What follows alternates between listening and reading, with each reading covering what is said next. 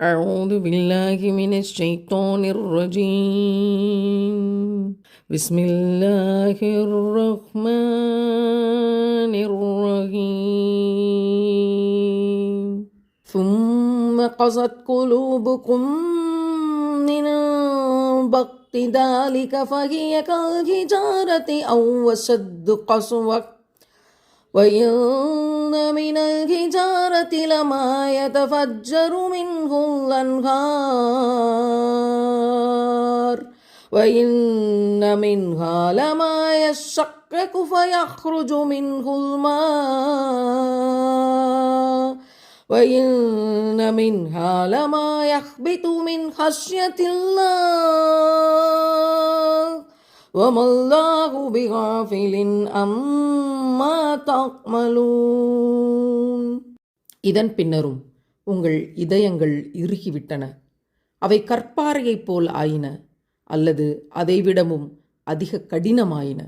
ஏனெனில் திடமாக கற்பாறைகள் சிலவற்றினின்று ஆறுகள் ஒலித்து ஓடுவதுண்டு.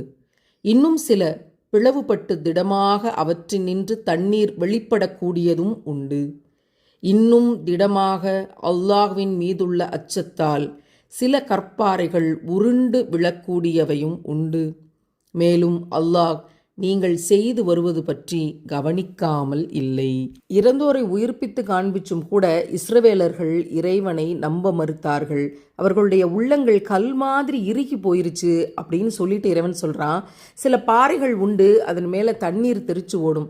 சில பாறைகளுக்கு உள்ளே இருந்து தண்ணி வெளிவரும். சில பாறைகள் மலை உச்சியிலிருந்து உருண்டு வந்து கீழே விழும். இதெல்லாம் பாறைகளுக்கு இரையச்சம் உள்ளது. தன்னுடைய இறை அச்சத்தை அந்தந்த பாறைகள் இந்த மாதிரி வெளிப்படுத்துதுன்னு இறைவன் சொல்கிறான்.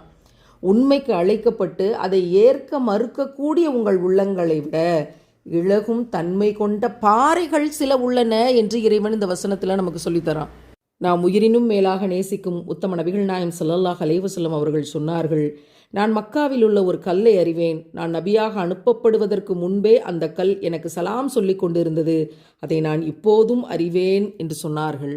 ரசூல்லா இன்னொரு இடத்துல சொன்னாங்க, அல்லாஹ்வை நினைவு கூறாத பேச்சுக்களை அதிகமாக பேசாதீர்கள். ஏனென்றால் அல்லாஹ்வை நினைவு கூறாத பேச்சுக்களை அதிகமாக பேசுவது இதயத்தை இறுகச் செய்துவிடும். இன்னொரு இடத்துல சொல்லி கொடுத்தாங்க, 4 விஷயங்கள் துர்பாக்கியத்தில் அடங்கும். 1 உறைந்து போன அழுகையே வராத கண். 2 இறுகிய உள்ளம். 3 நீண்ட நாள் வாழ வேண்டும் என்ற எதிர்பார்ப்பு. 4 உலகத்தின் மீதான பேராசை. அகத்தாய்வு செய்வோம். நம் உள்ளம் இறுகி கிடக்கிறதா, இளகி போய் இருக்கிறதா?